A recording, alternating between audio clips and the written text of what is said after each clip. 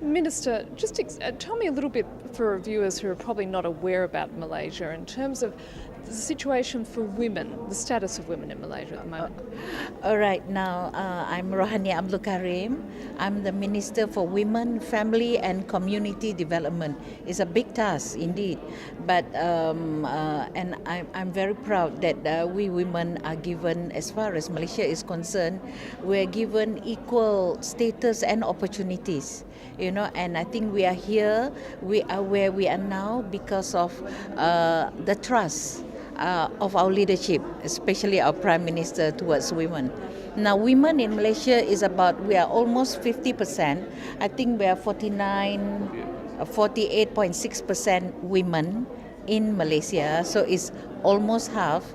And I think we have very good policies, which is because we are signatories also to Beijing Declaration, CEDAW and all this.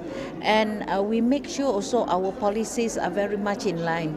For example, when we attend conferences like this, then we can have a checklist.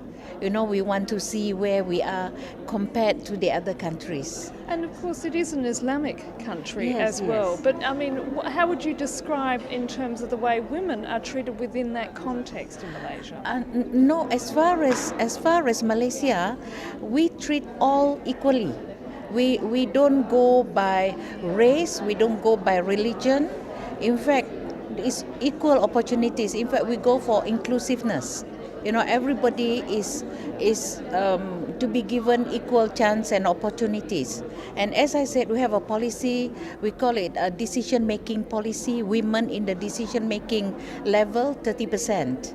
Now, as far as the public sector, because we started on this policy in 2004, and as far as public sector is concerned, we have achieved 33.7% last year, and that means we are we are more than 30%.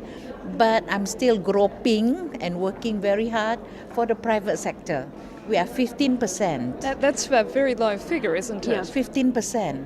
But as you know, we don't have a law yet. We go by persuasion. And after hearing France and a few other countries, I think I'm going to go back home to my country saying maybe some law, or a quota. But as I said, we are going somewhere. And when it comes to board members, most of the chairmen are men. So I'm listening very hard just now to what France has to offer, and I might be thinking along the same line. Because in terms of your universities, there's certainly a high level of women students. University, we are 68% girls in university. So there's a big gap there, isn't Yes. there? Between the universities and the real life of heading into the workforce. But at some point of time, especially for women, the childbearing age and this kind of thing. But it's fine. We have a new policy also coming up. We call it FlexiWork. So FlexiWork System, whereby they can come back to work after childbearing, and then they'll be back in the employment, and in fact they can even choose in terms of flexibility in timing. Maybe for certain type of job they can work from home even, or sometimes they'll say, I'll work 3 times a week from home and the rest I'll work in office. So we try to accommodate as much as possible to what these women need, and including support services like childcare centers, as I said, flexi work arrangement. So these are the things. But as I said, we go along, and we welcome any kind of suggestions.